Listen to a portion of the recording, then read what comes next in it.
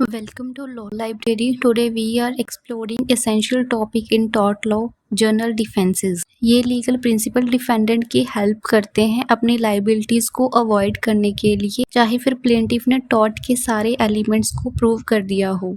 Let's start with introduction. What are general defences? Tort law में जब plaintiff किसी wrongful act या फिर डैमेजेस को प्रूव कर देता है तब भी डिफेंडेंट अपनी लाइबिलिटीज को अवॉइड कर सकता है बाय यूजिंग जनरल डिफेंसेस। ये लीगल एक्सक्यूज और जस्टिफिकेशन है जो अप्लाई होगी नेग्लिजेंस, नुइसेंस, ट्रेसपास के केस में। मीन्स कि चाहे एक्ट हुआ भी हो तब भी वो जस्टिफाई है लॉ के अंडर, और अगर ऐसे सर्कमस्टांसेस जो कि अवॉइड नहीं किए जा सकते उनके अंडर हुआ हो तब भी जो डिफेंडेंट है उसकी लाइबिलिटी को अवॉइड कर सकते हैं इन जनरल डिफेंसेस को यूज़ करते हुए। इनको हम आगे वीडियो में डिस्कस करेंगे। First one is volenti non fit injuria, second one is plaintiff's own wrong, third one is inevitable accident, fourth one is act of God, fifth one is private defense, sixth one is necessity, seventh one is statutory authority. First one is voluntary non-fit injuria. Voluntary non-fit injuria एक legal maxim है जिसका meaning है to a willing person no injury is done. ये defence apply होगी जब plaintiff voluntary agree करता है harm सफ़र करने के लिए। इसकी कुछ कंडीशंस हैं, जैसे कि प्लेंटिफ को पूरी नॉलेज होनी चाहिए रिस्क की, प्लेंटिफ ने वॉलेंट्री एक्सेप्ट किया होना चाहिए रिस्क को। फॉर एग्ज़ाम्पल, अगर पर्सन क्रिकेट मैच अटेंड कर रहा है और अगर उसको कोई बॉल हिट कर जाती है तो ऑर्गेनाइजर्स को वो स्यू नहीं कर सकता क्योंकि जो रिस्क था वो ऑब्वियस था और उसने वॉलेंट्री एक्सेप्ट किया था उसको। Hall versus Brooklands auto racing club 1933 का ये केस है। इस केस में प्लेंटिफ स्पेक्टेटर था कार रेस पे। कार रेस के दौरान जो कार्स होती हैं वो आपस में टकरा जाती हैं और एक कार स्पेक्टेटर्स के ऊपर गिर जाती है और उसके कारण जो प्लेंटिफ होता है उसे इंजरी हो जाती है। इस केस में कोर्ट ने हेल्ड किया था कि प्लेंटिफ ने इम्प्लाइडली रिस्क लिया था, रिस्क ऑब्वियस था और प्लेंटिफ की इम्प्लाइड कंसेंट थी, जिसके कारण कोर्ट ने डिफेंडेंट को लाइबल नहीं किया। सेकेंड डिफेंस है plaintiff the wrong doer, meaning अगर इंजरी प्लेंटिफ के खुद के इलीगल और नेग्लिजेंट एक्शन से कॉज हुई है तो जो डिफेंडेंट है वो ये डिफेंस यूज कर सकता है। फॉर एग्जाम्पल, अगर पर्सन थेफ्ट यानी चोरी करने की कोशिश कर रहा है और गिरने के कारण उसे कोई इंजरी आ जाती है तब वो डैमेजेस क्लेम नहीं कर पाएगा प्रॉपर्टी ओनर से। Third one is inevitable accident, means ऐसा इवेंट जिससे प्रिवेंट नहीं किया जा सकता even with reasonable care, means ऐसा इवेंट जिसको केयर के बाद भी होने से नहीं रोका जा सकता। इसके कुछ एसेंशियल्स हैं, जैसे कि नेग्लिजेंस नहीं होनी चाहिए डिफेंडेंट के द्वारा। अगर डिफेंडेंट के साइड से नेग्लिजेंस होगी तो ये डिफेंस अप्लाई नहीं होगी, मीन्स अगर डिफेंडेंट के पार्ट पर कोई भी नेग्लिजेंट एक्ट होगा तो वो ये डिफेंस को यूज़ नहीं कर पाएगा। सेकंड कंडीशन है इसकी कि प्रिकॉशंस के बाद भी हार्म को अवॉइड नहीं किया जा सकता था। इसमें एक केस है स्टैनले वर्सेस पॉवल। इस केस में डिफेंडेंट और प्लेंटिफ मेंबर्स होते हैं शूटिंग पार्टी के।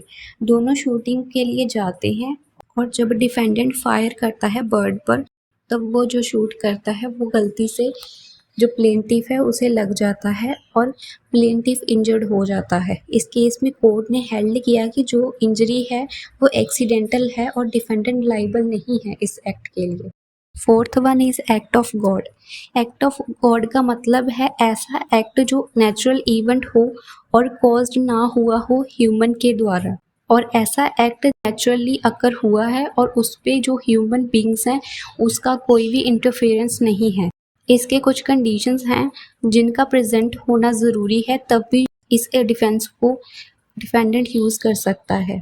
फर्स्ट कंडीशन है जो कॉज है एक्ट का वो नेचुरल होना चाहिए, जैसे कि अर्थक्वेक और फ्लड। सेकंड कंडीशन है और एक्ट अनप्रेडिक्टेबल और अनअवॉइडेबल होना चाहिए। ऐसा एक्ट जिसे पहले से ना तो जाना जा सकता था और ना ही रोका जा सकता था, वो अनप्रेडिक्टेबल और अनअवॉइडेबल था। इसमें के केस है निकोल्स वर्सेस मार्शलैंड। इस केस में क्या होता है कि जो डिफेंडेंट होता है वो अपनी लैंड में कुछ आर्टिफिशियल लेक्स बनाता है। फिर एक दिन क्या होता है कि एक्स्ट्राऑर्डिनरी रेनफॉल हो जाती है जिसके कारण लेक्स का सारा पानी प्लेंटिफ के एरिया में चला जाता है, जिसके कारण प्लेंटिफ को लॉस सफर करना पड़ता है। और जो वो रेनफॉल थी वो ह्यूमन हिस्ट्री में अब तक की सबसे हैवी रेनफॉल थी। तो इस केस में कोर्ट ने हेल्ड किया कि जो डिफेंडेंट है वो लायबल नहीं है, क्योंकि जो एक्ट था वो अनप्रेडिक्टेबल और अनअवॉइडेबल था। Fifth one is private defence. Law permit करता है पर्सन को कि वो रीजनेबल फोर्स यूज करते हुए अपने आप को और अपनी प्रॉपर्टी को प्रोटेक्ट कर सकता है। अगर डिफेंडेंट फोर्स यूज करता है जो कि नेसेसरी थी सेल्फ डिफेंस के लिए, तब वो लायबल नहीं होगा अगर हार्म कॉज होती है डिफेंडेंट के द्वारा उस यूज की गई फोर्स से। यूज ऑफ फोर्स तभी जस्टिफाई होगा अगर डिफेंस के पर्पस के लिए यूज किया होगा। इसकी कुछ कंडीशंस हैं, जैसे कि जो फोर्स यूज किया गया है वो नेसेसरी और प्रोपोर्शनेट होना चाहिए और एक्सेसिव वॉयलेंस यूज नहीं होनी चाहिए। इसमें के केस है बर्ड वर्सेस हॉलब्रुक। इस केस में डिफेंडेंट स्प्रिंग गन लगाता है अपने गार्डन में बिना किसी नोटिस के, और जो ट्रेसपासर होता है प्लेंटिफ वो इंजर्ड हो जाता है उस गन से। इस केस में कोर्ट ने हेल्ड किया कि जो प्लेंटिफ जो ट्रेसपासर है वो इंटाइटल है कंपनसेशन रिकवर करने के लिए, क्योंकि जो फोर्स यूज की गई थी वो ग्रेटर थी सिचुएशन की डिमांड से। सिचुएशन के अकॉर्डिंग इतनी ज्यादा फोर्स की डिमांड नहीं थी, इसलिए डिफेंडेंट लाइबल है कंपनसेशन पे करने के लिए प्लेंटिफ को, और जो प्राइवेट डिफेंस है वो यहाँ पर अप्लाई नहीं होगी। नेक्स्ट डिफेंस है नेसेसिटी। ये डिफेंस यूज की जाएगी जब ऐसा एक्ट किया जाएगा जो करना जरूरी था किसी ग्रेटर इवल या फिर हार्म को प्रिवेंट करने के लिए, फिर चाहे वो हार्म इंटेंशनली कॉज की हो। इसमें कुछ कंडीशंस हैं, जैसे कि जो हार्म अवॉइड किया गया है वो ग्रेटर होना चाहिए जो हार्म कॉज की गई है उससे, और जो एक्ट है वो गुड फेथ में होना चाहिए। जो डिफेंस ऑफ नेसेसिटी है ये डिफरेंट है प्राइवेट डिफेंस और इनएविटेबल एक्सीडेंट से। नेसेसिटी में हार्म इनोसेंट पर्सन के अगेंस्ट इन्फ्लिक्ट की जाती है, पर प्राइवेट डिफेंस में हार्म प्लेंटिफ को कॉज की जाती है जब वो खुद रॉन्ग डूअर हो। नेसेसिटी इनएविटेबल एक्सीडेंट से भी डिफरेंट है, क्योंकि नेसेसिटी में हार्म इंटेंडेड होती है, पर इनएविटेबल एक्सीडेंट में हार्म कॉज हो जाती है अवॉइड करने के बाद भी। इनएविटेबल एक्सीडेंट में हार्म को हम प्रिवेंट नहीं कर सकते, क्योंकि इनएविटेबल एक्सीडेंट ऐसे अनअवॉइडेबल सिचुएशंस हैं जहां पर हम हार्म को प्रिवेंट नहीं कर सकते even with the proper care. Cope versus Sharpe. इस केस में क्या होता है कि जो डिफेंडेंट होता है वो एंटर करता है प्लेंटिफ की लैंड पर फायर को स्प्रेड होने से रोकने के लिए, क्योंकि जो प्लेंटिफ की लैंड होती है उसके साथ उसके मास्टर की प्रॉपर्टी होती है, तो अपने मास्टर की प्रॉपर्टी को बचाने के लिए वो प्लेंटिफ की लैंड में एंटर करता है। और इस केस में कोर्ट ने हेल्ड किया कि जो डिफेंडेंट का एक्शन है वो नेसेसरी था फायर को रोकने के लिए, और जो डिफेंस है वो जस्टिफाइड है।